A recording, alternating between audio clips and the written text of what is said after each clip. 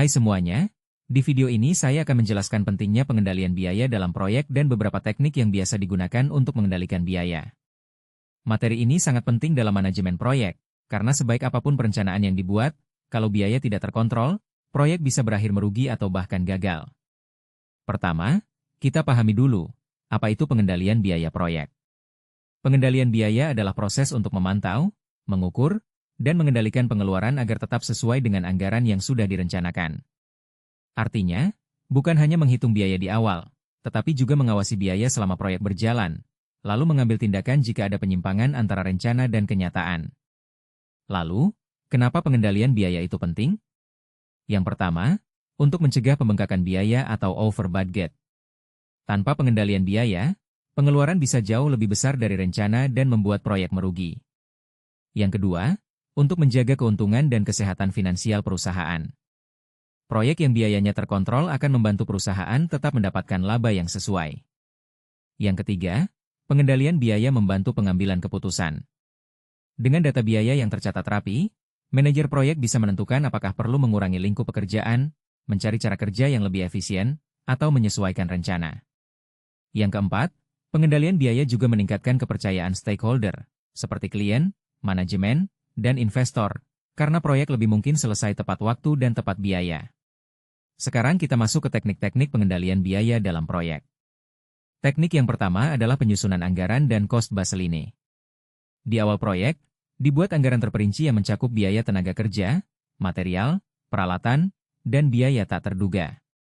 Dari anggaran ini dibentuk cost baseline, yaitu patokan biaya yang nanti digunakan untuk membandingkan antara biaya rencana dan biaya aktual. Teknik yang kedua adalah monitoring biaya secara berkala. Biaya aktual yang dikeluarkan dicatat dan dibandingkan dengan cost baseline. Jika ada selisih yang besar, penyebabnya harus dianalisis, misalnya karena harga material naik, lembur yang tidak direncanakan, atau adanya pekerjaan tambahan. Teknik yang ketiga adalah analisis varians biaya. Di sini, dihitung selisih antara biaya rencana dan biaya aktual, yang disebut cost variance. Jika variansnya negatif, artinya biaya aktual lebih besar dari rencana. Kondisi ini menjadi peringatan bahwa perlu dilakukan tindakan korektif, misalnya mencari metode kerja yang lebih efisien atau mengurangi aktivitas yang kurang prioritas. Teknik yang keempat adalah Earned Value Management, atau EVM. EVM menggabungkan tiga hal, biaya rencana, biaya aktual, dan nilai pekerjaan yang sudah diselesaikan.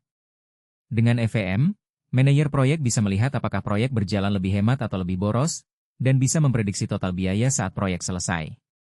Teknik yang kelima adalah pengendalian perubahan, atau change control. Dalam proyek, sering muncul permintaan perubahan dari klien, seperti penambahan fitur atau perubahan desain. Setiap perubahan harus dianalisis dampaknya terhadap biaya.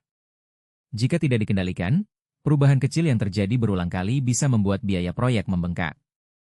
Karena itu, setiap permintaan perubahan sebaiknya melalui proses persetujuan dan, bila perlu, diikuti dengan penyesuaian anggaran.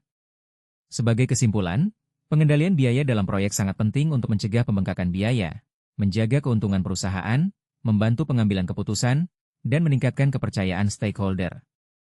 Teknik yang dapat digunakan antara lain penyusunan anggaran dan cost baseline, monitoring biaya, analisis varians, Earned Value Management, serta pengendalian perubahan.